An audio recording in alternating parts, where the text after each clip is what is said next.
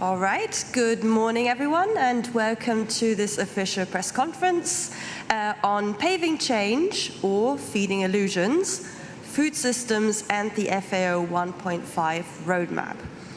My name is Stephanie Moore. I'm a Senior UN Policy and Advocacy Manager at ProVeg International. We're a global food awareness organization transforming food systems across 12 countries on 4 continents.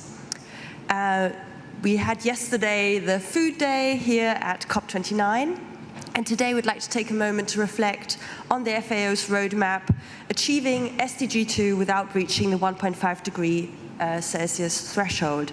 And for just a quick recap, SDG 2 is the Sustainable Development Goal number 2 on zero hunger. At its launch at COP28, the FAO's Roadmap Part 1, which was the global roadmap, of which we've so far seen an in brief only published, it was welcomed as a potential tool to really help drive sustainable food policies forward on a global level. However, it was also met with criticism from the science community, food actors, and also from civil society. The much anticipated Part 2, which was meant to take on more of a regional focus, was intended to be launched at COP29. We are yet still waiting.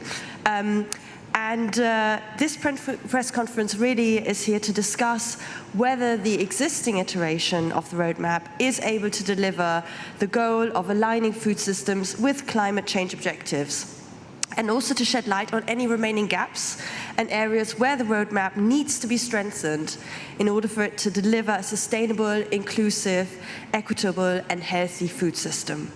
So I'm really excited to be joined by my 3 speakers here today.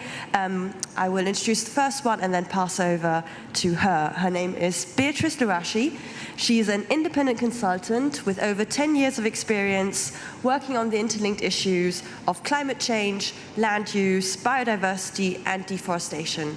Her current work focuses on ensuring that global climate policies and multilateral initiatives support protection and restoration of nature, as well as delivering a just food systems transformation.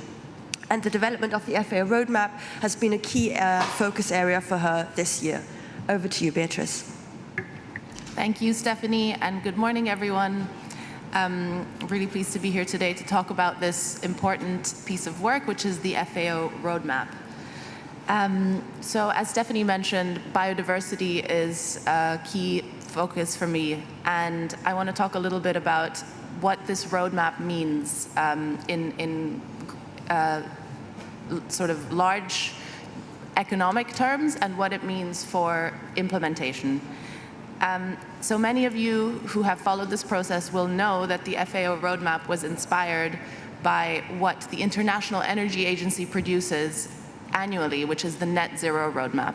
And what this does is it provides a signal to investors and to countries on what needs to be done to achieve the goals of the Paris Agreement. So this gives the energy sector and it gives policymakers and non-state actors a very, very clear picture of what the changes are and how they need to come about. And so this is really sorely needed to achieve food systems transformation. At the moment, we don't have a global roadmap or equivalent that helps provide a global picture of the transformations needed. And although there's good work happening in key regions, and there is a lot of really excellent research that already exists, no one's brought this all together to provide a global signal. We know that business as usual for food production is not an option. Food production depends on healthy natural ecosystems. If we do not have healthy, functional ecosystems, we cannot continue to produce food. It's very, very simple. Current food production really undermines biodiversity through many, many different ways. You will all know that pollinators are under threat. The loss of natural ecosystems puts a lot of pressure on water supplies, and it's essential that any roadmap and any pathway take into account the importance of protecting and restoring ecosystems to secure the future of food supply. So we know we need major shifts in investment and in practice. on both consumer and producer sides for food production. We luckily have the Kunming-Montreal Global Biodiversity Framework that was agreed 2 years ago that has very specific targets and goals to deliver a headline target of halting and reversing the loss of biodiversity by 2030. So what the FAO launched last year, which is the Global Roadmap in brief, doesn't fully take into account the needs of biodiversity, and it's not fully aligned with the Global Biodiversity Framework that countries agreed.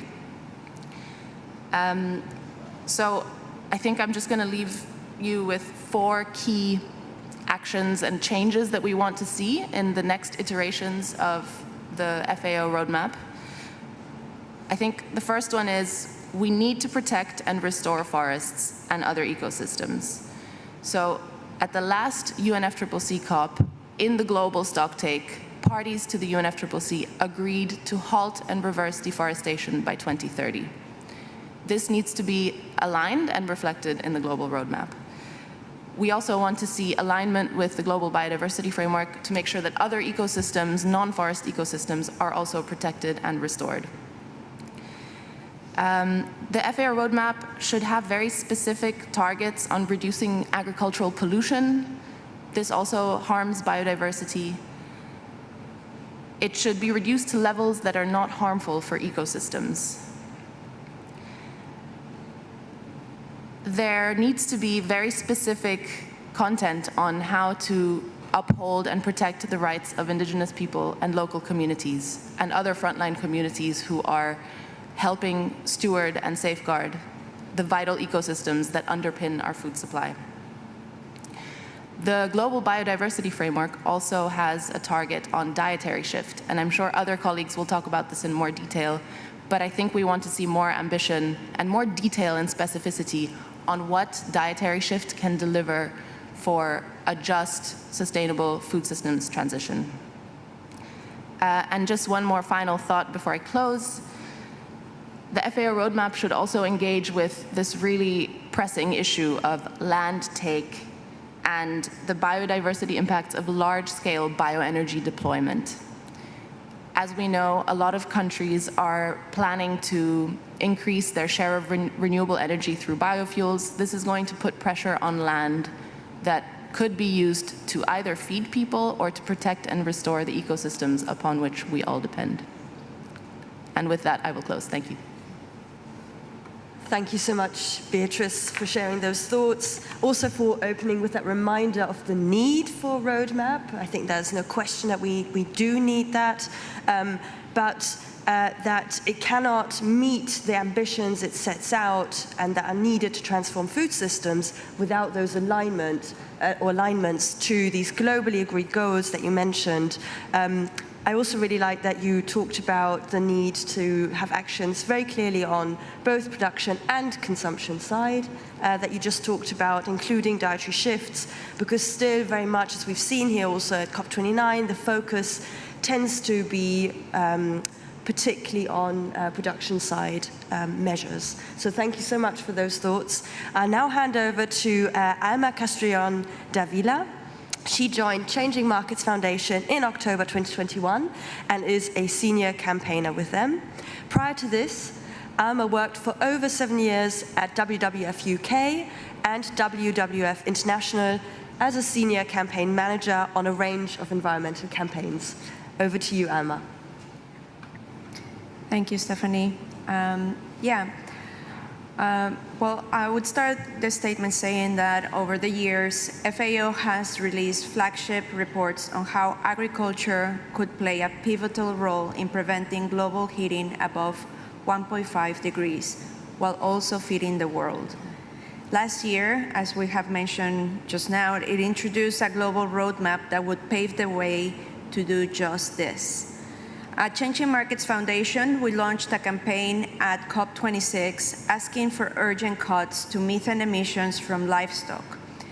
We started this campaign as our research showed that this was a major blind spot in government policies, and key players in the private sector were also missing in action by not having targets nor concrete plans to reduce emissions from their supply chains, which is where most of their emissions come from.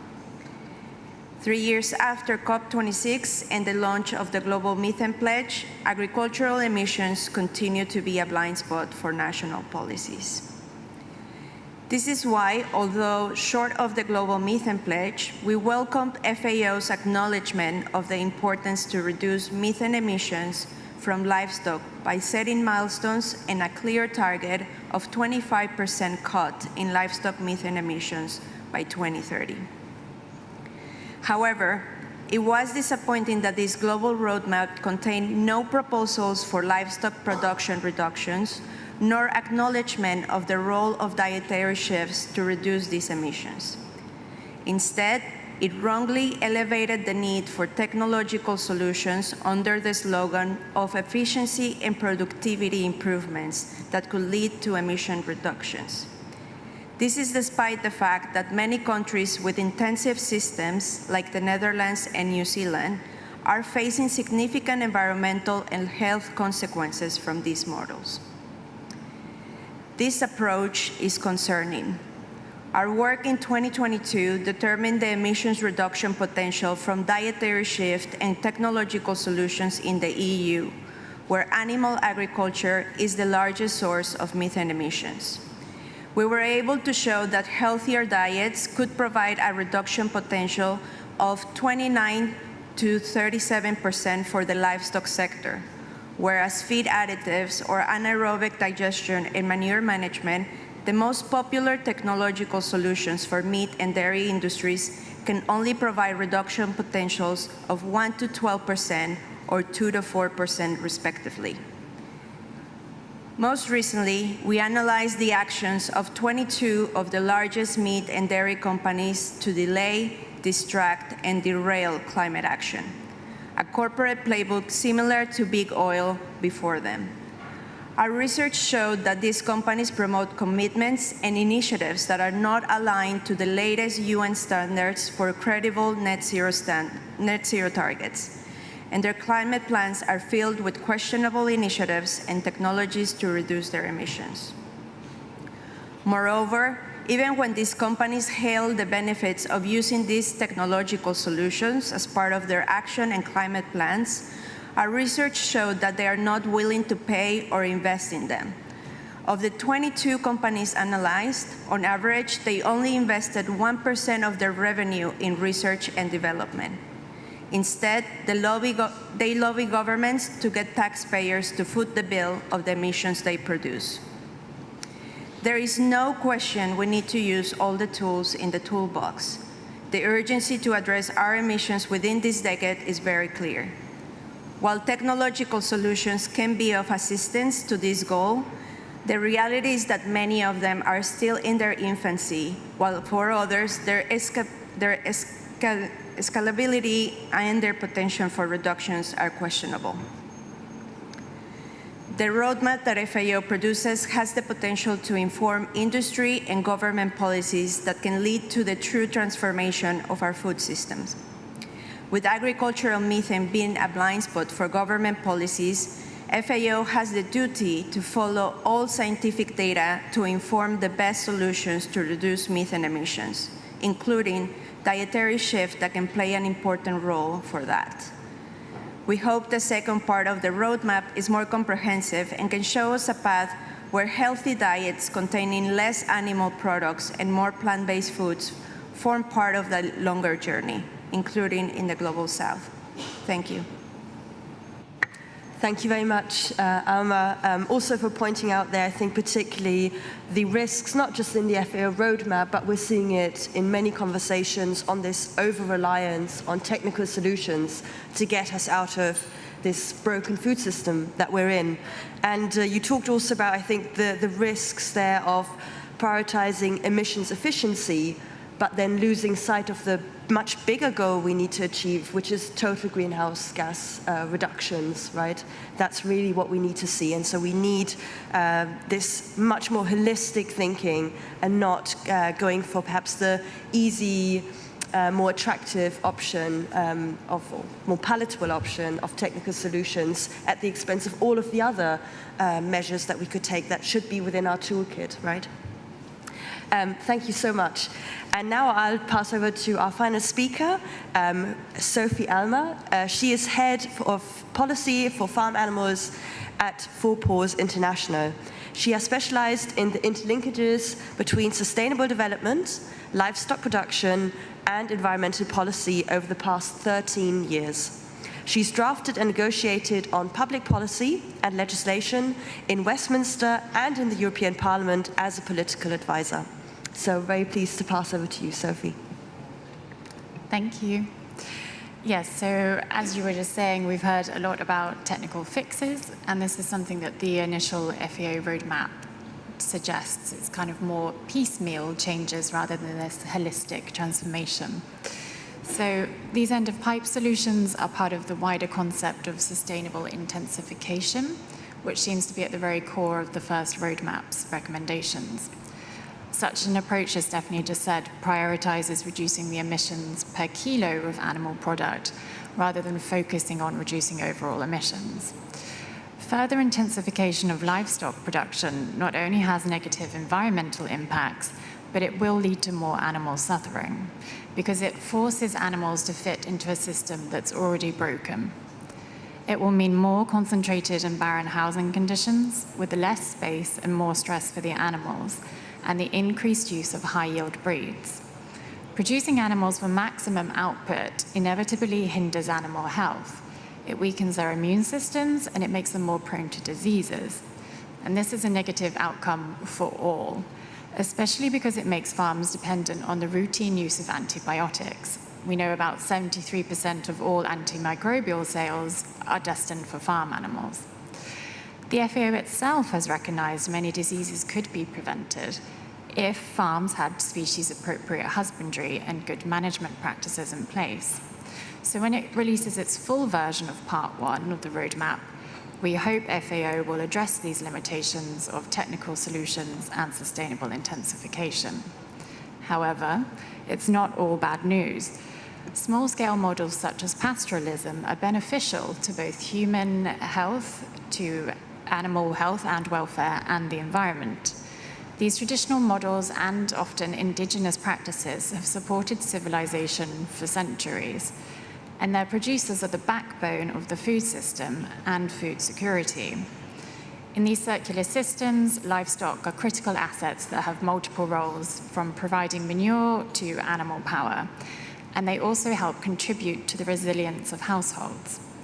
They also help farmers more effectively respond to the challenges of climate change. Extensive production systems like silvopastoralism must be supported by parties in their NDC revision, because this is how they can help meet their climate and their sustainable development goals. And so we must applaud FAO for recognizing the need to improve grazing management practices in its initial roadmap. Extensive systems are not only more sustainable, but they can improve nutrition, access to food, and enhance livelihoods. They also decrease the risk for the spread of pathogens as they have lower stocking densities of animals, and this reduces the need for antibiotics as well as the risk of zoonoses. Which brings me to my final point on the first roadmap. We urge parties caution against the recommendation of shifting to smaller farmed animal species as a way to reduce emissions. Doing so, switching from cattle to poultry, will actually increase the number of animals we farm. But there are some other bigger risks too. Pig and poultry farming has significant potential ramifications for disease and zoonotic risk. They particularly heighten pandemic influenza risk. And that's because pig and poultry species possess specific virus strains that can easily mutate, and then they create novel influenzas, which can then spill over to humans. African swine fever, while not a zoonosis, has resulted in disastrous losses of pig populations with severe economic consequences, and this has impacted the livelihoods of millions. monogastric, or pig and poultry, for example. This monogastric production relies on high-yield breeds, which are highly dependent on cereal grains, and they also are fed with other proteins that could otherwise be eaten by people. A significant portion of the sector's emissions are therefore from its upstream emissions, and this is largely due to this over-reliance on feed. And this is why animal feed, and this is with animal feed already accounting for 77% of the global soy that we use, without then increasing the number of these animals being farmed. So this figure shows why a shift to pig and poultry consumption is not an effective climate mitigation or adaptation strategy, and nor is it one to end hunger. But here's one other reason: nitrous oxide. This more potent gas, which is about 300 times more powerful than carbon dioxide, is linked to the synthetic fertilizers that are used to grow these monoculture feed crops. And it also comes from manure management. So with more animals, you have more manure. As more attention turns to this greenhouse gas, especially with the launch of the global nitrous oxide assessment last week, it's crucial we take into account the complexities of GHGs from agriculture when designing our climate mitigation strategies. As the roadmap states, we're currently exceeding safe limits in 6 of the 9 planetary boundaries. We cannot just deal with one at a time. We can't just deal with methane. We won't fix the food system that way. So the forthcoming regional iteration of the roadmap must focus on implementing holistic farming practices that mitigate all environmental impacts and strengthen climate resilience. And I'll leave you with that and say that that's how we can safeguard the well-being of animals, of humans, and the environment. So thank you. Thank you so much, Sophie, for that. Thank you for talking a lot more, bringing the focus, I think, to the health aspect, talking about, the fact that sustainable intensification does bear huge risks when it comes to pathogens, when it comes to the use of antibiotics, that needs potential zoonotic diseases that can emerge from that. Really appreciate that thought. And before we turn to the audience for a quick Q&A, so please have some questions ready, I just wanted to, on the back of that, maybe bring us to one more aspect that's very important to talk about, which is the One Health. And so maybe actually, Beatrice, would you be happy to share some thoughts on that? Thank you.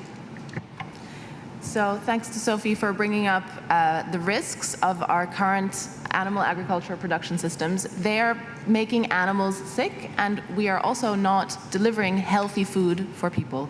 So we cannot have a healthy population without healthy food systems. And one way to solve some of these problems is the One Health approach. I won't go into the detail of this, but we cannot build more industrial animal agriculture if we want to guarantee healthy diets for people. We also need healthy ecosystems. We know that zoonotic disease can travel from recently deforested areas through the food cycle to humans. And there are some really big risks inherent in continuing our current industrial agriculture model. And if we don't address these, we will see pandemics in the future, and there will be other really unmanageable risks. So we would love to see the FAO roadmap embrace a One Health approach to food systems transformation. Thanks a lot, Beatrice. And now, opening the floor for any questions from the audience for our speakers.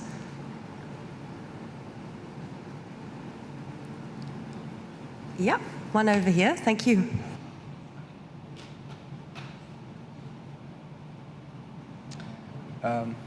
Hello, my name is Vladimir Kefes. I'm representing Russian media news.ru, and I'm also lacto-vegetarian. I want to ask one question. All of you know about some researchers that shows that vegan diet or vegetarian diet leads to more green gas emissions and to more consumption of energy. What is your opinion about this information, about these studies? Thanks. All right, so the question, just to quickly summarize, was whether vegan, vegetarian diets lead to more greenhouse gases and a higher energy consumption levels, right? Does anyone want to come in on that?